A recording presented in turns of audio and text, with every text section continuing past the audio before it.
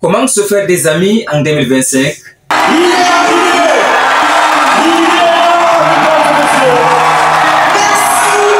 Dans cette vidéo, je vais partager avec toi 4 astuces pour te faire des amis naturellement en 2025. Alors, la première étape ici, c'est de sortir de ta zone de confort. La zone de confort ici peut être définie comme un endroit inconfortable dans lequel tu vas te sentir où tu te sens trop mieux à tout moment. Pourtant, c'est un endroit qui est toxique avec toi et surtout, ça sera difficile pour toi de t'en sortir. Et t'assure, lorsque tu sors de ta zone de confort, tu vas tout juste changer le cours de l'histoire. Alors, dans le domaine du développement personnel, justement, cette zone de confort peut être une relation amoureuse, une relation familiale, ton job, ton domaine professionnel et bien d'autres. En tout cas, c'est un endroit dans lequel tu vas te sentir, comme j'ai dit au début, confortable, mais pourtant c'est cet endroit-là qui t'attire en arrière. Donc, sors de cette zone-là. Et comment sortir de cette zone-là? C'est-à-dire, lorsque tu veux sortir de ta zone de confort, la solution, elle est simple. Il faut aller rencontrer de nouvelles personnes. Tu peux sortir un bon matin de ta maison, aller à la salle de sport et rencontrer de nouvelles personnes. Vous allez échanger des contacts et justement, tu peux tomber sur la même personne que tu cherchais depuis longtemps.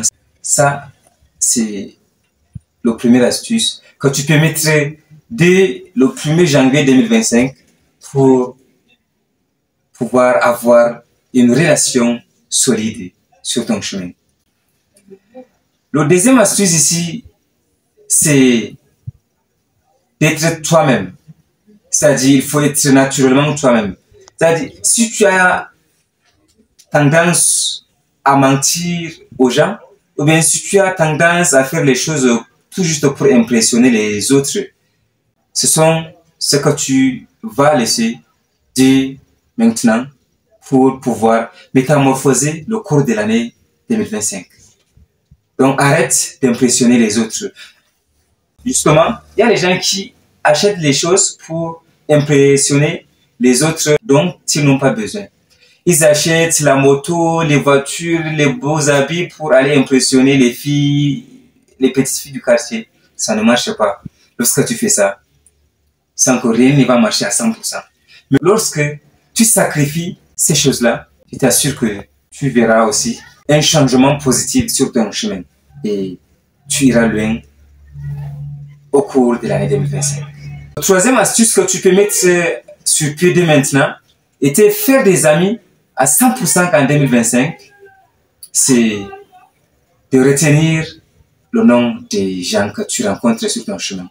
Dale Carnegie, dans son livre intitulé Comment se faire des amis, nous dit que le nom d'une personne est le son le plus important et le plus agréable à écouter dans n'importe quelle langue.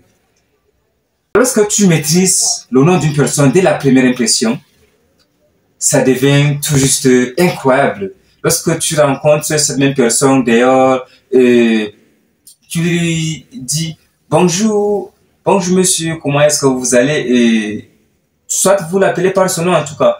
Bonjour Jean, bonjour Omar, bonjour Pierre. La personne va se sentir à l'aise.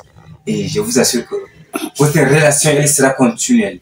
Et du coup, si la personne ne retient pas encore votre nom, elle aura honte.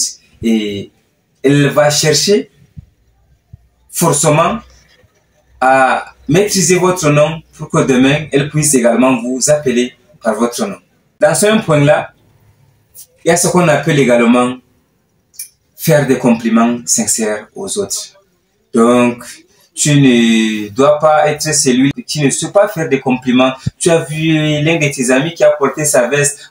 Au lieu de chercher à savoir si ton ami a porté la cravate ou pas, c'est pas ton problème. Tout ce que tu as à dire, c'est waouh, bonjour mon cher ami, aujourd'hui tu es beau là, j'aime ta veste, j'aime vraiment ta posture, j'aime ça, j'aime ça, j'aime ça.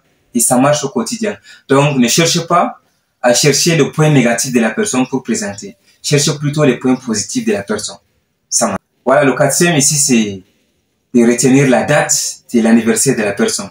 Lorsque tu retiens la date de l'anniversaire d'une personne, je t'assure que tu deviens inoubliable auprès de la personne.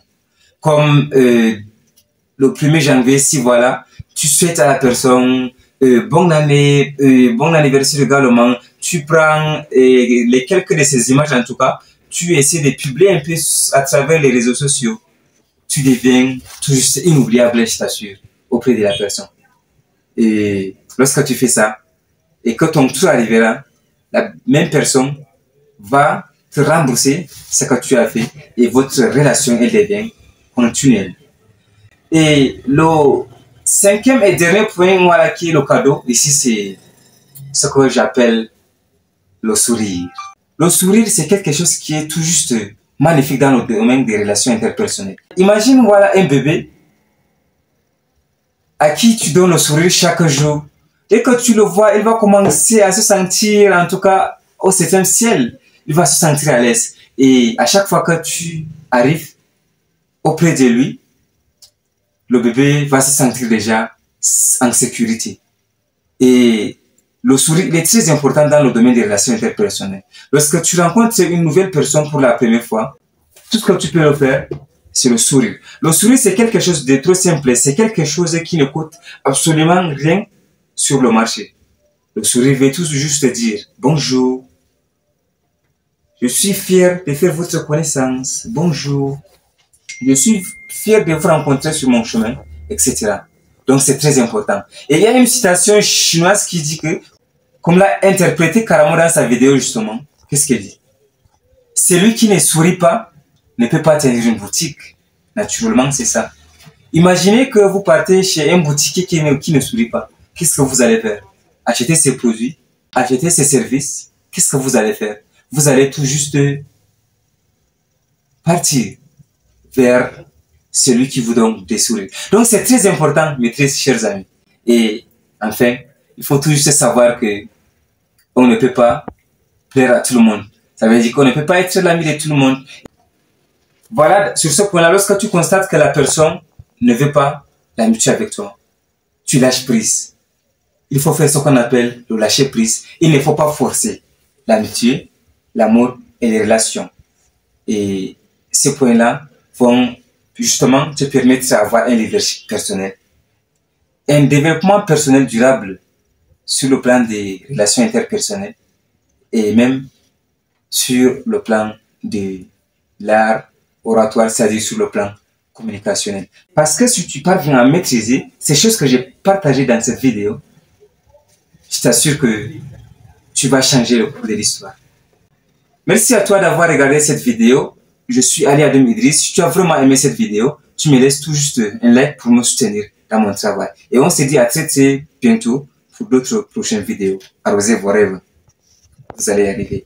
Bonne année 2025 par anticipation. Et voilà, je profite également de cette vidéo et souhaiter bonne année à Karamo Sangaré, et souhaiter bonne année à coach Simon Ouedrago et bonne année également à Dr Claudel Noubissi et toutes les personnes qui ont eu à contribuer dans le domaine de l'entrepreneuriat, dans le domaine du développement personnel et même dans le domaine de l'art oratoire.